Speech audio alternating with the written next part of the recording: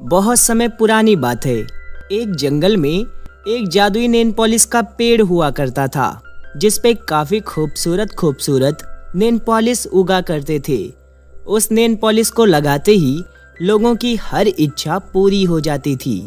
पर एक बात थी, वो जादुई नेल पॉलिश का पेड़ बहुत ज्यादा घमंडी था। वो अपना जादुई नेल पॉलिश किसी को भी नहीं देता था, सिवाय किसी राजकुमारी के। मैं हूँ एक जादुई नेल पॉलिश का पेड़।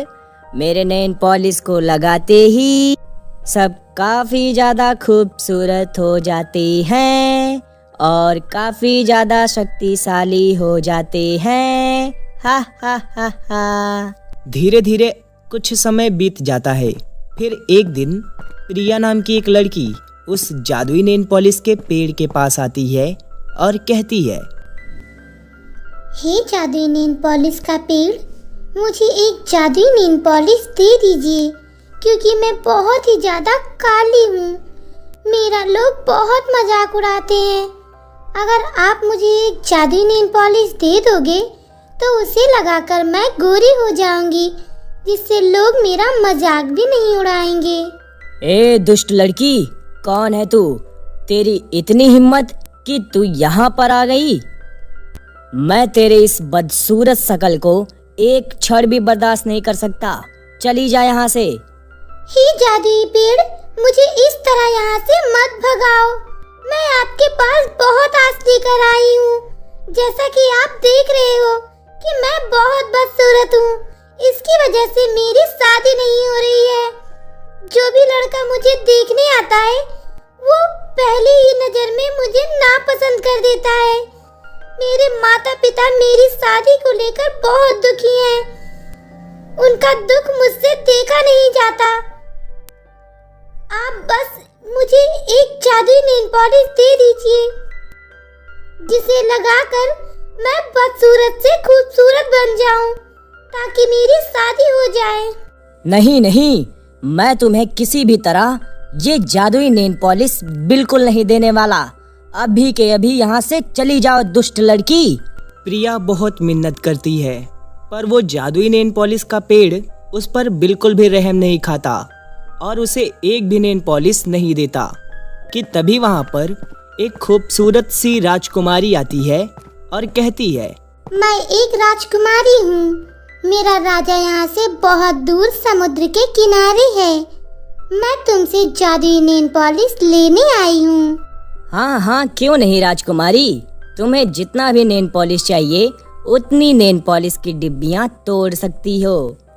फिर क्या, वो खूबसूरत सी राजकुमारी खूब सारा नेल पॉलिश तोड़ लेती है और वहाँ से जाने लगती है। तभी प्रिया सोचती है, अगर मैं इस राजकुमारी को अपनी परेशानी बताऊं तो शायद वो समझ जाए और मुझे एक नेल पॉलिश की शीशी दे दे। ये सोचकर प्रिया उस राजकुमारी का पीछा करती है और एक जंगल में पहुंचती है। तभी वो देखती है कि वो राजकुमारी एक गुफा के अंदर जा रही है।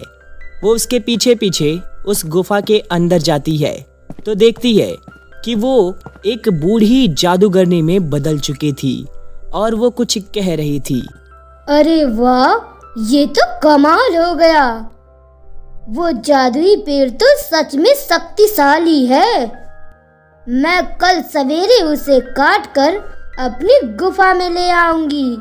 फिर उसको जलाकर उसकी राख को इकट्ठा कर लूंगी। फिर उस राख को थोड़ा थोड़ा करके रोज लगाऊंगी।